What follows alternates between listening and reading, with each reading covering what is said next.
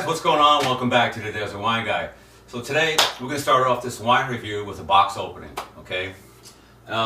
This is the 2018 Gallo Napa Valley Cabernet Sauvignon Signature Series. I ended up paying $29 for this wine, okay? From an online website called Wine Till Sold Out, which I recommend, by the way. I paid full price for the wine. I'm not getting anything from Wine Still Sold Out on this.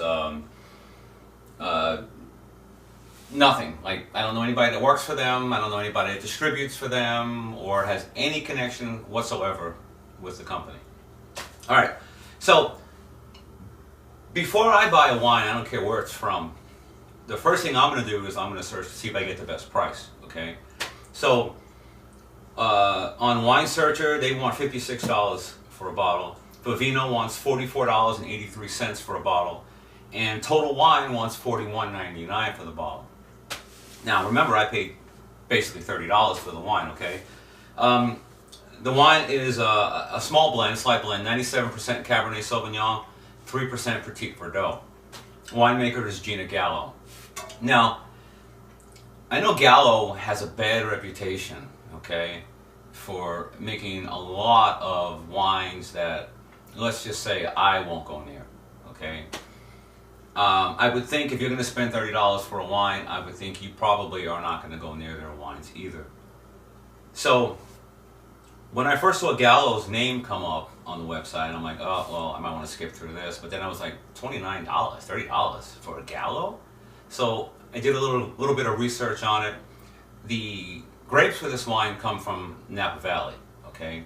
So I went to their website, Gallo's website. This is a line of wine that they make from 3 different areas out there. The other 2 completely space me right now, but one of them is in Napa Valley. So I'm like, okay, well, I got to try this. So let's go ahead right now and open this box and check it out. And then we're going to go ahead and actually review the wine and see how it tastes.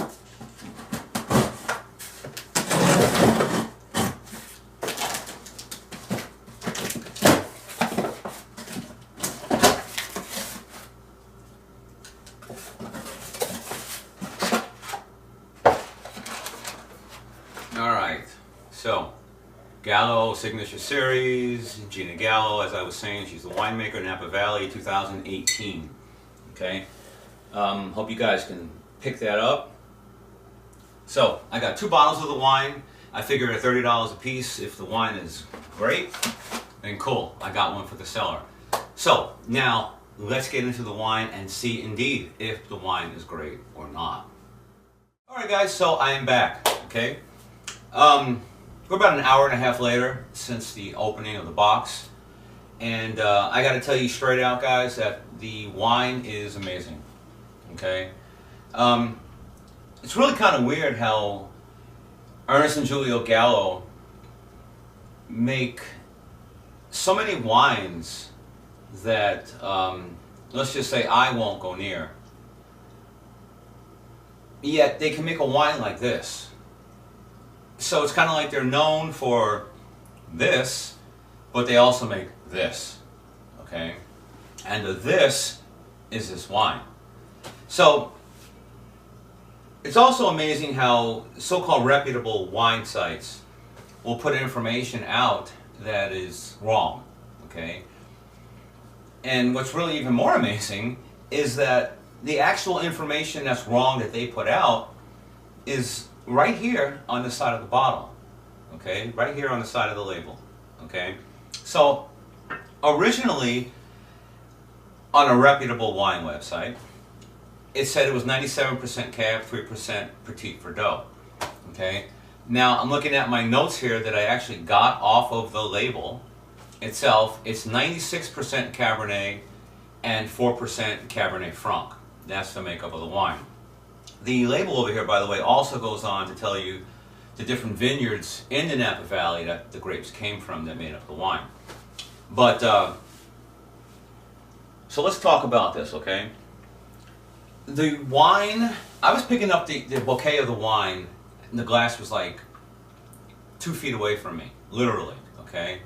and the whole bouquet was just like engulfing my nose. Okay, it was like, whoa, check that out. That's how nice it is. Okay, it's a semi-dark fruit wine. It comes across as that. There's a perceived richness, a slight richness to the wine, which kind of got me a little apprehensive as to how the wine would taste, because to me, I'm not a big lover of richness in my red wines, okay, or my white wines for that matter, but I can put up with a little more in the white wine than I can in my reds, okay, especially for a $30 bottle of Cabernet Sauvignon that normally wine search are $56. Again, vino $44, total wine $41.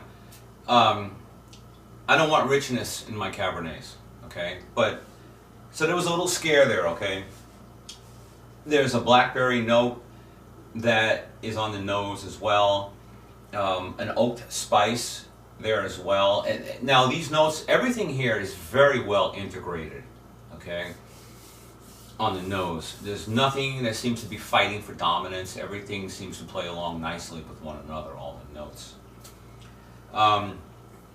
There's a tobacco note here and a leathery note as well. Now this is not like a worn type leather. This is like a leather that you get on a newly made leather jacket that you're hoping will eventually evolve into that worn leather type note. Okay.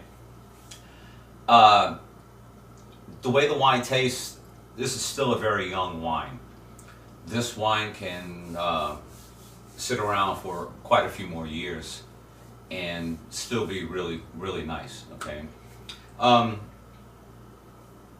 There's also a cigar type note to the wine. It's a very, as I said, complex on the nose. There's a lot going on here.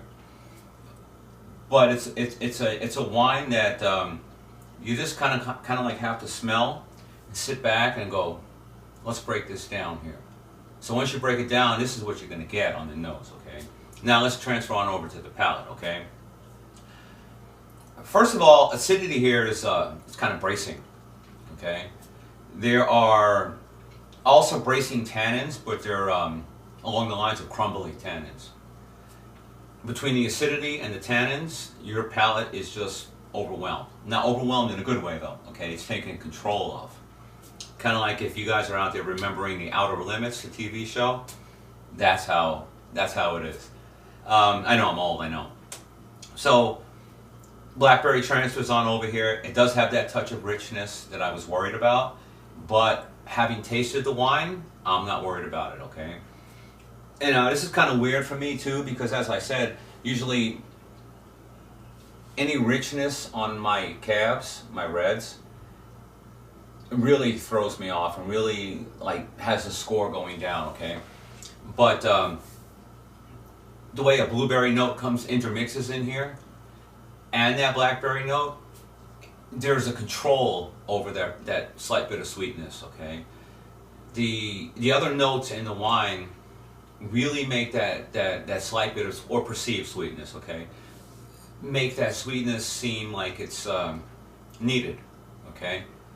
I don't think the wine would be the same without that bit of, we'll call it sweetness, okay?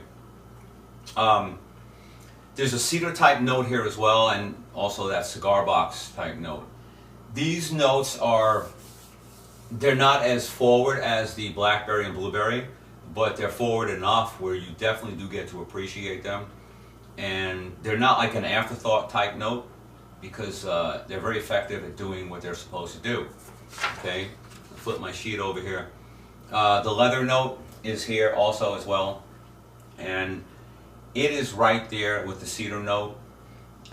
There's also a graphite note that the wine puts forward, and it's just overall, guys, the wine is beautiful. Okay, I have not looked at the color yet, so let's go ahead and do that.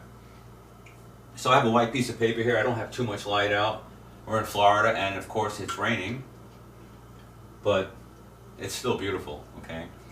So, as I'm looking at this, the wine is dark, okay? I'll put it over the lettering I have here, the writings I have, and I can't see them, okay? It's a very, very dark wine. The one cool thing I think, and I could be wrong on what I'm going to say now, but every time I see a wine that stains my glass, there's a coloring that people put, or winemakers will put in a wine to make the wine darker than it really is, okay? I forgot the name that they call it, but this glass, my glass here, is not doing that. Okay, so I'm thinking this wine truly is just what it is. It's a dark wine. Sat in the skins for a long time, and what you're seeing is what the wine really is. Just a beautiful nose, guys. I know I'm going back and forth here, but the wine is just like, it's so impressive that I want to tell you more about it. It's like this dried herbs here in the wine. They're just phenomenal. And what I find really amazing about the wine is how well everything plays together. It's a beautiful, beautiful wine.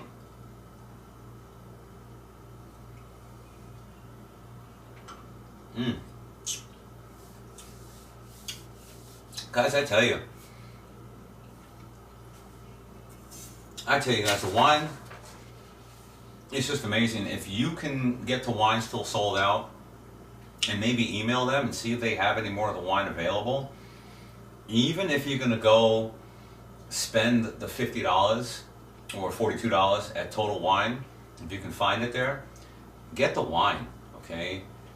The wine is 95 points in my book, okay? And Gina Gallo, you did an amazing job.